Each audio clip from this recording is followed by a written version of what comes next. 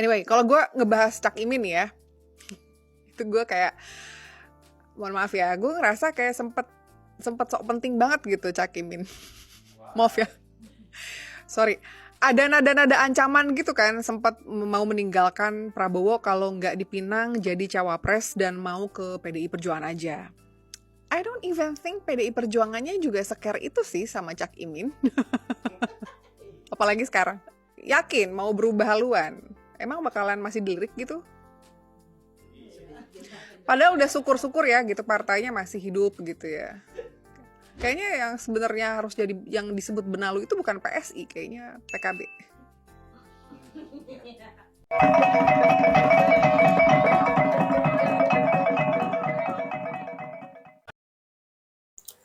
Kayaknya yang disebut benalu itu harus PKB, bukan PSI. Assalamualaikum warahmatullahi wabarakatuh. Salam, Om Swastiastu. Namo Buddhaya, salam kebajikan, dan salam sejahtera untuk kita semua. Saudaraku sebangsa dan setanah air, para penonton kanal YouTube-ku yang sangat saya hormati dan sangat saya cintai. Salam jumpa dan selamat bertemu kembali bersama saya Sainai pada hari ini, Minggu 3 September 2023. Saudaraku sebangsa dan setanah air, apakah benar bahwa yang disebut benalu itu seharusnya PKB, bukan PSI? Mari coba kita ingat-ingat kembali. Benarkah kalau PKB itu sebenarnya partai benalu? Dalam muatan video saya kali ini, saya akan menyajikan ke hadapan pemirsa tentang jawabannya. Bahkan seorang Prabowo Subianto pun ikut bicara. Dia ikut menyindir Cak Imin yang adalah ketua PKB ini, yang saat ini sudah terpilih sebagai cawapres dari Bapak Anies Rashid Baswedan. Tidak main-main, Prabowo mengatakan bahwa akhir-akhir ini kita diramaikan dengan isu pengkhianatan. Tentu ini adalah sebuah tamparan keras untuk partai PKB bersama Cak Iminnya. Karena selama ini kurang lebih setahun juga kita mengetahui bahwa Muhaimin Iskandar, ketua umum dari Partai Kebangkitan Bangsa ini, lebih dekat dan lebih akrab, ibarat seperti orang yang lagi pacaran dengan Prabowo Subianto. Lantas kenapa di detik-detik terakhir tiba-tiba seorang Cak Imin malah merapat ke Anies Rashid Baswedan, malah merapat ke Koalisi Perubahan? Apakah ada yang salah? Tetapi begitulah politik. Segala sesuatu akan terjadi dengan begitu dinamisnya. Oleh karena itu, tidak perlu berpanjang kata, saya ingin mengajak pemirsa sekalian, mari kita mencoba untuk menyimak pidato yang disampaikan oleh Bapak Prabowo Subianto, dan juga ada beberapa tanggapan yang lain yang disampaikan oleh orang-orang PKB juga. Mari kita simak bersama-sama. Memang akhir-akhir ini memang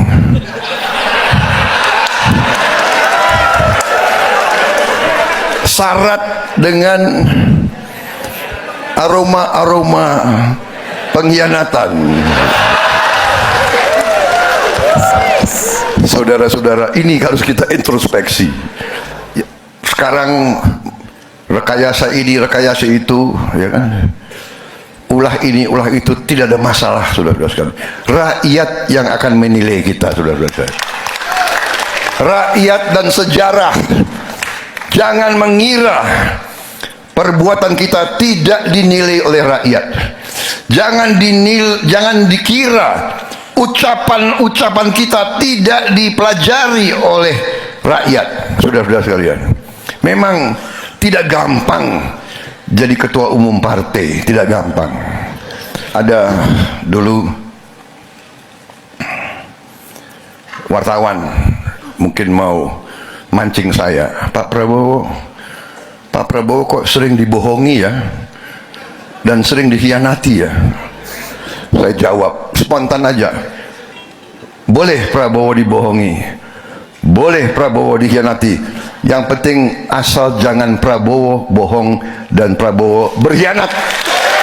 Saya simpulkan ya, inti yang ingin kita perjuangkan ini saya lontarkan, dan sudah saya lontarkan ya. Sudah ada perwakilan dari Gelora, Pak Fahri Hamzah waktu itu hadir, dari PAN, dari PSI, dari semua hadir. Waktu itu kalau nggak salah PKB masih hadir ya. Tapi tenang saja, insya Allah mereka akan hadir kembali gitu. Karena kita menganggap semua orang itu saudara kita, ya kan? Tidak ada masalah. Mau 1 pasang, 2 pasang, 3 pasang, 4 pasang, yang penting rakyat yang menilai, rakyat yang beri keputusan. Kita hormati keputusan rakyat. Masih ada lagi, ini pantun favorit saya. 1, 2 cempaka biru, 3, 4 dalam jabangan. Kalau ada yang dapat teman baru, teman lama dilupa jangan. Merdeka! Merdeka! Hidup Golkar! Hidup PBB! Hidup PAN! Hidup PSI! Hidup semuanya! Hidup Gerindra! Hidup PKB!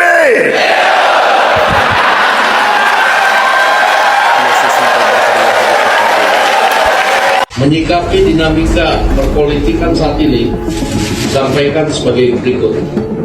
Sebagaimana diketahui bahwa pada tanggal 13 Agustus 2023, Partai Gerindra dan Partai Kebangkitan Bangsa atau PKB telah menerima Partai Golkar dan Partai Amanat Nasional yang memberikan dukungan kepada Prabowo Subianto sebagai calon presiden 2024. Bahwa dalam prakteknya kerjasama politik antara Partai Gerindra dan PKB belum ada yang berubah, terutama dalam hal penentuan capres dan cawapres, karena baik Partai Golkar maupun Partai Amanat Nasional menyerahkan pemilihan cawapres sepenuhnya kepada Prabowo Subianto. Dengan dinamika yang terjadi terhadap keputusan yang telah diambil oleh PKB, yaitu menerima kerjasama politik dengan Partai Nasdem, sehingga otomatis menyebabkan kerjasama politik antara Gerindra dan PKB berakhir, atau koalisi KKR menjadi bubar dengan sendirinya. Pada prinsipnya kami menghormati, mengucapkan selamat berjuang, serta mengajak PKB untuk bersama-sama menjaga iklim pemilu yang akan datang dengan sejuk dan damai, agar pemilu 2024 berlangsung aman dan lancar. Demikian, Assalamualaikum warahmatullahi wabarakatuh. Yang dibutuhkan Prabowo ada di Pak Muhaimin. Kenapa? Begini, Pak Prabowo 2 kali pilpres itu kalah hanya besar, itu hanya di Jawa Tengah, Jawa Timur. Pak Prabowo menang di beberapa tempat, bahkan di luar Jawa, di beberapa provinsi di luar Jawa menang. Jawa Barat juga menang. Tetapi kemenangannya itu tidak sebanding dengan kekalahannya di 2 provinsi ini, Jawa Tengah, Jawa Timur. Di Jawa Tengah dia kalah sekitar 11 jutaan, atau bahkan hampir 12. Di Jawa Timur dia kalah 8 juta, Bang. Kekalahan ini kalau digabungkan 12 tambah 8, 20 juta. Itu sangat signifikan. Sementara hanya 48 sama 52 atau berapa ya? Selisih Pak Jokowi dengan Pak Prabowo kemarin. 4% ya. 4-6% lah maksimal. 4-6%. Nah, 20 jutaan itu di Jawa Tengah, di Jawa Timur, Bang. Nah, dalam konteks ini pemenang PKB itu rajanya Jawa Timur. Di Jawa Tengah PDIP, runner up-nya PKB. Nah, partai yang seperti ini di Jawa Tengah, di Jawa Timur nggak ada selain PKB sama PDIP. Jadi di Jawa Timur itu gantian PKB PDIP yang menang, suaranya tipis-tipis saja. Nah, jadi kemudian di Jawa Tengah PKB sejak reformasi sampai 2019 kemarin itu selalu nomor 2, Bang. Nomor 1 PDIP, nomor 2-nya PKB. Partai-partai yang lain di bawahnya jauh. Ya kan? Bahkan kayak PAN malah nggak dapat tuh di Jawa Tengah. Ya. Kalau di Jawa Timur udah pasti PKB. Situ ibu kotanya PKB lah Jawa Timur. Nah, jumlah DPR RI-nya PKB dari Jawa Timur 19, dari Jawa Tengah 13. Kalau digabung aja sudah 32. Dari 58 anggota DPR RI-nya PKB, 30-nya dari Jawa Tengah, Jawa Timur. Hampir 45% itu dari dua ini. Artinya kalau Pak Prabowo pengen menang, ambil PKB. Kalau selain PKB, mohon maaf ya, katakan ambil wapresnya dari teman-teman Golkar gitu. Nah, Golkar berapa suaranya di Jawa Tengah, Jawa Timur? PAN berapa? P3 nggak mungkin sudah ikut PDIP, ya kan? Demokrat sudah sama Anies. Kalau dia mau nyebrang ke Prabowo, suara Demokrat di Jawa Tengah, Jawa Timur tak sesignifikan PKB. Makanya PKB, Gus Muhaimin ini kunci, Bang. Kalau pengen menebus kekalahannya Prabowo, kuasai Jawa Tengah, Jawa Timur. Siapa? PKB. Saudaraku sebangsa dan setanah air, para penonton kanal YouTube-ku yang sangat saya hormati dan sangat saya cintai. Kedengarannya sangat menarik, bahwa PKB itu adalah kunci kemenangan untuk seorang Prabowo Subianto. Tapi sayang, kali ini PKB sudah merapat bersama koalisi perubahan, yakni ke Bapak Anies Rashid Baswedan. Tapi dalam muatan video saya beberapa hari terakhir ini, ketika saya sering membahas sosok Cak Imin ini sebagai ketua umum dari Partai Kebangkitan Bangsa ini, ada banyak sekali komentar yang masuk di kolom komentar di YouTube saya yang mengatakan bahwa basis massa yang ada di Jawa Timur itu adalah orang-orang NU. Sehingga mereka malah mengatakan bahwa jika Cak Imin ingin bergabung dengan koalisi perubahan itu tidak apa-apa. Karena orang-orang NU akan tetap mendukung Ganjar Pranowo. Ini tentu hal yang perlu kita ketahui bersama. Dan mungkin perlu kita berhati-hati. Para pendukung dari Anies Rashid Baswedan maupun Bapak Muhaimin Iskandar ini yang saat ini sudah menjadi cawapres dari Bapak Anies Baswedan ini, mungkin hal-hal seperti ini bisa dipertimbangkan. Banyak sekali komentar yang masuk di channel saya itu yang mengatakan demikian, bahwa basis massa di Jawa Timur yang merupakan basis massanya dari Bapak Muhaimin Iskandar ini, basis massanya PKB ini adalah orang-orang Nahdlatul Ulama, kiai-kiai NU.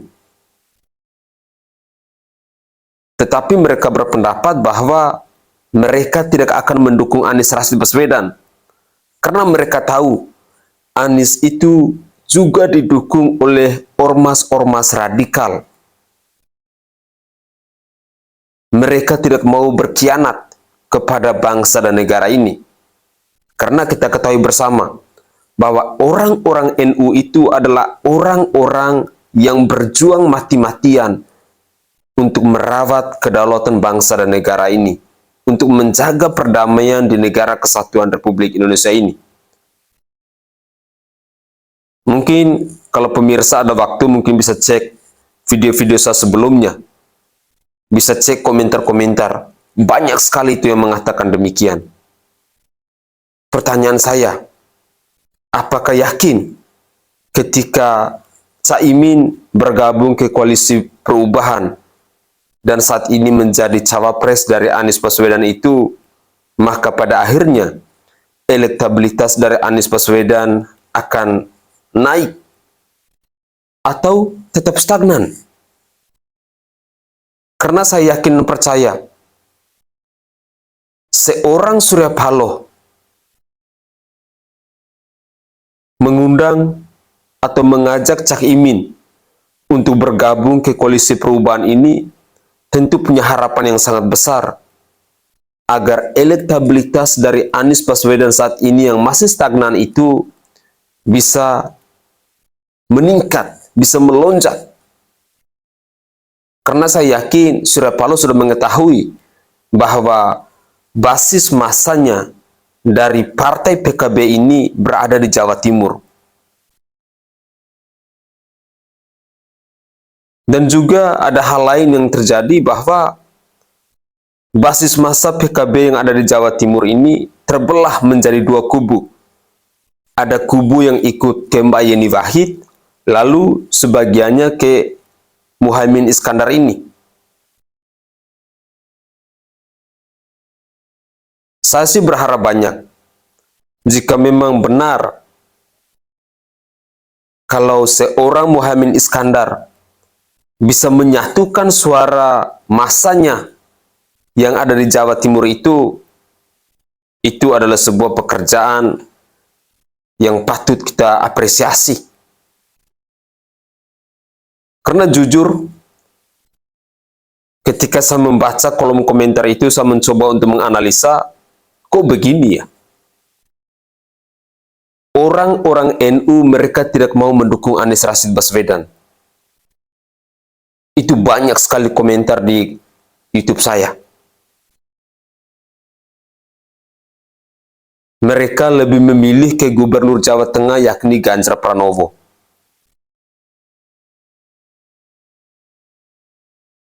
Semoga saja cuplikan-cuplikan video tadi dan juga apa yang dikatakan oleh seorang Prabowo Subianto tadi bisa menyadarkan kita. Jangan sampai benar bahwa Partai Kebangkitan Bangsa itu adalah benalu. Selama ini kita selalu diinformasikan bahwa partai benalu itu adalah PSI. Tapi fakta hari ini menunjukkan bahwa yang benalu itu bukan PSI, tetapi PKB.